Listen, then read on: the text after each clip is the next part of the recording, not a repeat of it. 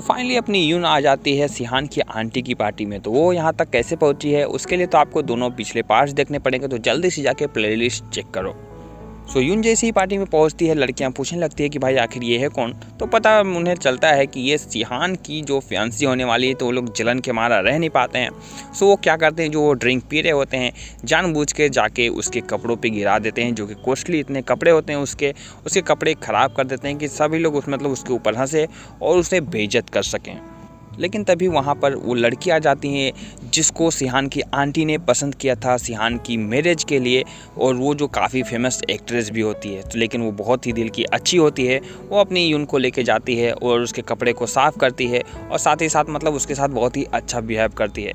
लेकिन उसके बाद जब वो वहाँ से बाहर निकलती है उसे एक शॉल ओढ़ा देती है और वहाँ से चली जाती है। लेकिन उस शॉल पर लिखा हुआ था कि भाई मैं स्टूपिड हूँ, और वो पहन के वो पूरे मार्केट में घूमे, पार्टी में घूमे और सब लोग उसका मजाक उड़ाए। इधर अपना जो भाई था सिहान था, वो बहुत ज़्यादा परेशान था इस बात से कहीं वो जाके कुछ गड़बड़ ना कर दे या फिर उसकी आंटी उसके साथ कुछ गड़बड़ ना कर दे, क्योंकि वो अपनी आंटी को जानती थी। तो वो बहुत ज़्यादा टेंशन में था। तो उसका जो मैनेजर होता है वो वहाँ पर उसके मज़े लेने स्टार्ट कर देता है, बोलता है कि आपको उसकी याद आ रही है क्या। इस तरह की बातें वो करने लगता है। तो अपना सिहान बोलता है, तुम्हें अपना बोनस नहीं चाहिए क्या। बोलता है नहीं, मैं कुछ नहीं बोल रहा, मैं मुंह बंद रख रहा हूँ। लेकिन यहाँ पर सच में सिहान बहुत ज़्यादा परेशान था कि उसकी आंटी उसके साथ कुछ गलत ना कर दे। उसका मैनेजर उसे सलाह देता है कि क्यों ना हम जाके उससे पहले ही बचा लें। और दूसरी तरफ पता चलता है कि वो जो लड़की होती है जो अच्छे होने का दिखावा करती है, असली विलन तो वही है, क्योंकि उसकी आंटी ने उसे पसंद किया है। तो पूरी झूठ उसे होती है। लेकिन अपने यून को इन लोगों ने बहुत ज़्यादा अंडर एस्टिमेट कर दिया, क्योंकि नॉर्मल मिडिल क्लास पीपल सारे सिचुएशन को कैसे हैंडल करना है वो बहुत ही आराम से जानते हैं। जब उसकी आंटी सबके सामने उसे बुलाती है अपनी यून को, तो यून उस सॉल को कहीं छोड़कर आ जाती है, क्योंकि उसे सब कुछ पता चल गया था। उसने सब चीज़ पहले ही पता लगा लिया था कि मेरे साथ ऐसा ही कुछ होने वाला है, और ये बंदी ये किसी से कम नहीं है, ये जानबूझकर मुझसे इतना स्वीट बनने की नाटक कर रही है। कुछ देर बाद जब सब लोग पार्टी को एंजॉय कर रहे होते हैं तो यून और वो लड़की मिलते हैं, और यून उसके बाद उसे सबक सिखाना स्टार्ट कर देती है। और भाई यहाँ पर कैट फाइट देखने को मिलती है, जो कि लड़कियाँ आपस में लड़ती हैं। भाई लड़ते लड़ते वो लोग वहाँ जो पूल होते हैं वहाँ पर गिर जाते हैं। भाई वो एक्ट्रेस का तो यहाँ पर सारा मेकअप निकल जाता है। और भाई साहब दोनों के दोनों जब पानी से बाहर निकलते हैं तो वो लोग उसे यून को टीज़ करने लगते हैं कि तुम ये कैसे कर सकती हो। यून बोलती है कि तुम जानते नहीं हो मेरा सिद्धांत क्या है, आँख के बदले आँख वाला सिद्धांत मैं रखती हूँ, जैसा करोगे वैसे भरोगे, समझी कि नहीं। मुझे कमज़ोर समझने की कोशिश भी मत करना। उसकी आंटी को मौका मिल जाता है यून को अपना समझ रहे हो ना, परेशान करने के लिए, बुरा भला कहने के लिए। तो वो इतना सब कह ही रही होती है, तभी अपना सिहान वहाँ पर आ जाता है और बोलता है कि मैं जानता था कि ऐसा ही कुछ होने वाला है, इसलिए मैं यहाँ पर पहले ही आ गया कि कुछ गड़बड़ ना हो सके। और अब उसकी आंटी को बोलने लगता है कि आपने ये अच्छा नहीं किया, आपने ये सब जानबूझकर किया है। तो यहाँ पर उस थोड़ा सा अपनी यून को प्रोटेक्शन देता है। अपना यून जो होती है वो थोड़ी सी यहाँ पर नाटक करना स्टार्ट कर देती है। जब सिहान पूछता है कि क्या तुम्हें ठंडी लग रही है, अपना यून सबके सामने प्यार से बोलती है, डार्लिंग तुम्हारे प्यार की गर्माहट से ये मुझे समझ रहे हो ना कि तुम्हारी प्यार की गर्माहट ही काफ़ी है, मुझे ठंडी नहीं लग रही है। डार्लिंग क्या हम लोग घर चल सकते हैं क्या इन लोगों को छोड़ के। तो यहाँ पर वो इन लोगों को जेलस करने के लिए ऐसा करती है, ताकि वो एक्ट्रेस और जो आंटी है वो देख ले कि भाई ये लोग सच्चे कपल हैं, और यहाँ इन लोगों की हालत ख़राब हो रही होती है, जलन इतना हो गया होता है। लेकिन उसके बाद वो लोग बोलते हैं कि अच्छा चलो चलते हैं, अब तुम्हें यहाँ रहने की ज़रूरत नहीं है। बोलती है कि मैं डार्लिंग बहुत ज़्यादा थक गई हूँ, प्लीज़ मुझे घर लेके चलो। यून जब जाने लगती है तो वो पूछती है कि आप लोग यहाँ पे क्या कर रहे हो। तो उसका मैनेजर बोलता है कि अपने सिहान साहब को थोड़ी सी आपकी चिंता हो रही थी, इसलिए वो यहाँ पर आपके लिए आए हैं, आपके प्रोटेक्शन के लिए। तो अपना सिहान बोलता है, लगता है तुम अपना बोनस तुम भूल ही जाओ। नहीं, मैं कुछ नहीं कह रहा हूँ। सिहान यून को देखता है कि उसके गालों पे अभी भी पानी की कुछ बूंदे हैं, तो हैंकी से उसे पूछने के लिए जाता है। तो यून को लगता है कि भाई ये मेरे साथ क्या कुछ करने आ रहे हैं क्या, मुझसे समझ रहे हो ना वो सब चीज़ें। तो थोड़ी सी वो डर जाती है। तो लेकिन जैसे वो अपना सिहान उसके पास आता है तो इतनी जोर से चीखती है और सारे के सारे छींटे अपने सिहान के मुंह पे पड़े हुए होते हैं। भाई बड़े घर का लड़का, उसे इन सब चीज़ों की आदत तो होती नहीं है। इस चीख का मतलब ये था कि अपनी यून की तबीयत हो चुकी है ख़राब, क्योंकि वो ठंडे पानी में मतलब रात के वक्त गिर गई थी, तो ओबियसली उसे ठंड तो लगनी ही थी। तो अपना सिहान भी उसी के बगल में रहता है, तो उसका मैनेजर उसे देख के बोलता है आप जाके रेस्ट कर सकते हो। तो सिहान बोलता है कोई बात नहीं, तुम जाओ, जाके तुम रेस्ट करो, मैं यहीं पर हूँ, मैं इसे देखता हूँ। तो इतना सीरियस बात तो होता नहीं है। तो सिहान अपनी यून के बगल में ही बैठा होता है। उसके बाद सिहान जो थोड़ी सी उसकी सेवा करना स्टार्ट कर देता है, तो मतलब चादर थोड़ा सा और ऊपर करने की कोशिश करता है, तभी यून उसके हाथों को पकड़ लेती है और वो बोलती है मोम मोम कहाँ हो आप, मुझे बहुत ठंड लग रही है। तो एक्चुअली यहाँ पर सिहान देखता है कि उसे अपनी मोम की याद आ रही है, तो वो भी कुछ कर नहीं पाता है, वो उसे अपने हाथों को पकड़े रहने देता है। थोड़ा सा मतलब देखता है कि इस यून को ठंडी लग रही है भाई। वहाँ पर वो उसके काफ़ी नज़दीक आ जाता है। तो इस समय अपना सिहान भी उसे बहुत ही प्यारी भरी नज़रों से देखता है। तो सच में उसे लगता है कि यार कुछ भी हो, ये कितनी बड़बोली हो, लेकिन ये है तो क्यूट ही है। लेकिन थोड़ी ही देर बाद अपने सिहान के हाथों में दर्द होने लगता है, तो वो हाथों को छुड़ाने की कोशिश करता है, लेकिन यून उसके हाथों को पकड़ी हुई होती है। भाई वो रात तो ऐसी ही बीत जाती है। यून जैसे ही उठती है उसकी तबीयत नॉर्मल हो चुकी होती है और वो काफ़ी मतलब हैप्पी भी दिख रही होती है। जैसे ही वो बाहर जाती है देखती है कि सिहान बिस्तर पर लेटा हुआ है, मतलब उसे कुछ हो गया और वहाँ पे ढेर सारे डॉक्टर्स की भीड़ लगी हुई है। तो अपने यून यहाँ पर परेशान हो जाते हैं कि आखिर उनको हुआ क्या है। देखती है कि डॉक्टर डिस्कस कर रहे हैं कि उनको हेल्थ को क्या हुआ, तो वो जाके सीधे उनके पास चले जाती है और मैनेजर से पूछने लगती है कि क्या हुआ, क्या बात है, इतना सीरियस है क्या मतलब कोई चीज़ हो गया क्या। उसे कैसे पता कि रात में वो उसके हाथों को पकड़ी हुई होती है। तो वहाँ पर वो बैठी मतलब सिहान अपना उसके बगल में बैठा होता है, जिसके वजह से उसे कोल्ड लग गया है, मतलब सर्दी हो गई, ठंडी लग गई है, बस ऐसा नॉर्मल सा बुखार है।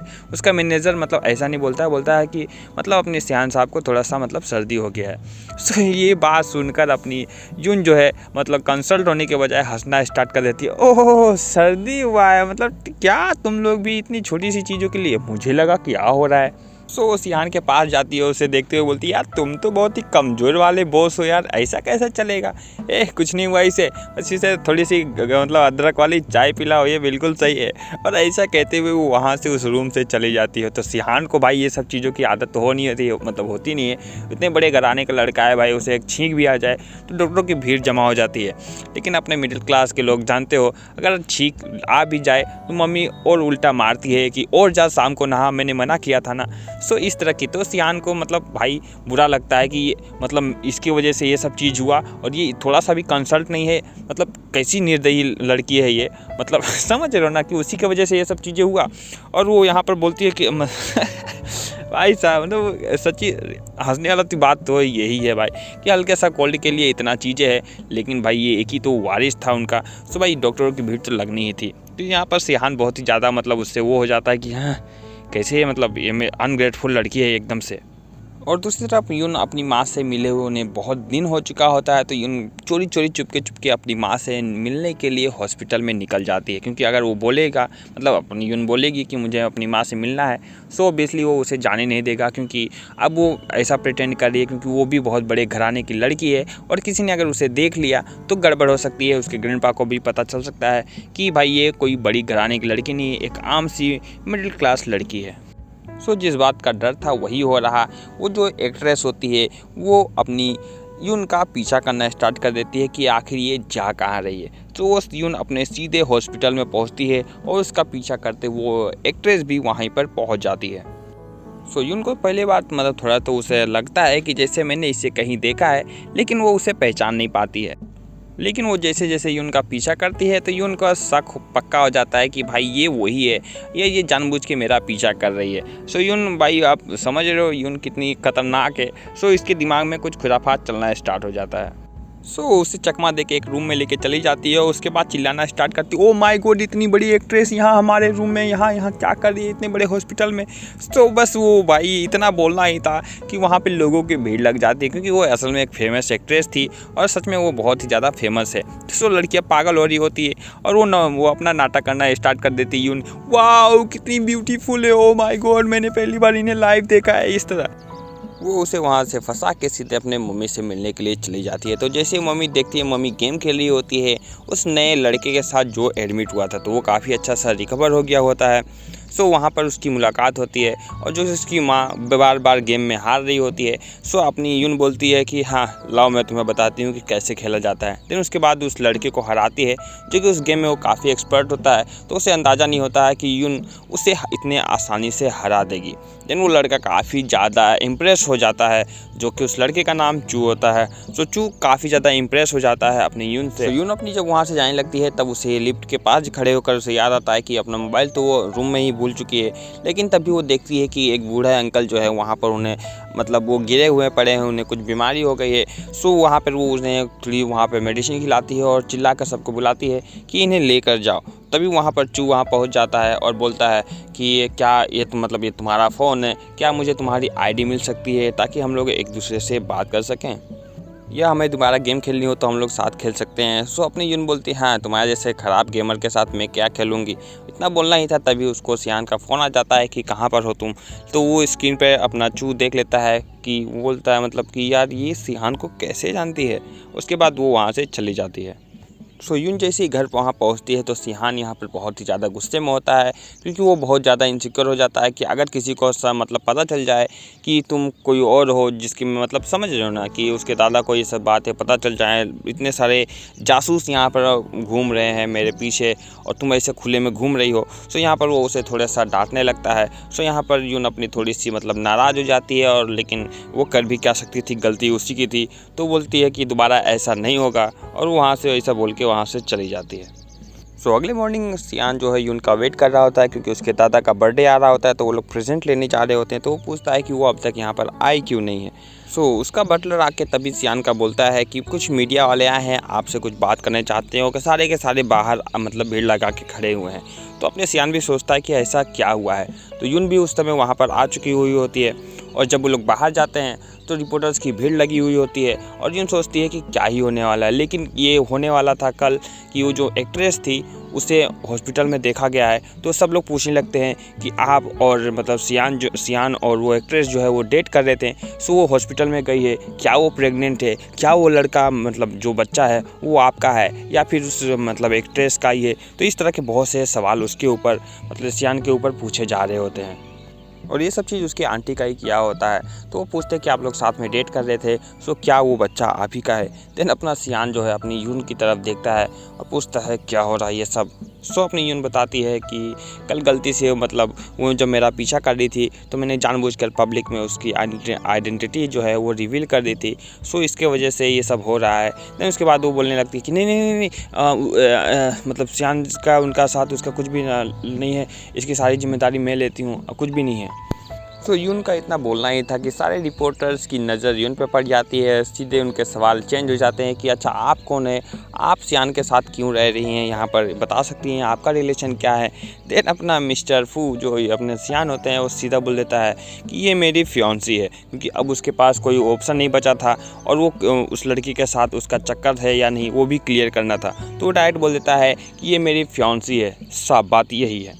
सो यून को भी समझ नहीं आ रहा था ये क्या हो रहा। तभी अचानक से अपना सियान उसे पकड़ता है और अपनी तरफ करके उसे सबके सामने पूरी मीडिया के सामने किस कर लेता है, क्योंकि वो सारे के सारे इल्ज़ाम जो है वो करना चाहता था कि मेरा उस एक्ट्रेस के साथ कुछ नहीं है, जो भी है इस लड़की के साथ ही है। सो ये मेरी फियांसी है और वो सडनली हो जाता है किस और यून को भी इस चीज़ का अंदाज़ा नहीं होता है। सो यून बहुत ही ज़्यादा शौक हो जाती है। सो फाइनली वहाँ शौक तो सभी के सभी हो जाते हैं इंक्लूडिंग मी कि भाई ये अचानक से सियान इतना शरीफ सा बंदा ये अचानक से उसे किस कैसे कर सकता है। सो भाई अब क्या ही होने वाला है उसके लिए तो आपको नेक्स्ट एपिसोड का वेट करना पड़ेगा। जल्दी से लाइक से सब्सक्राइब ठोक दो।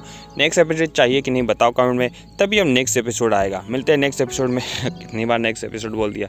Bye bye.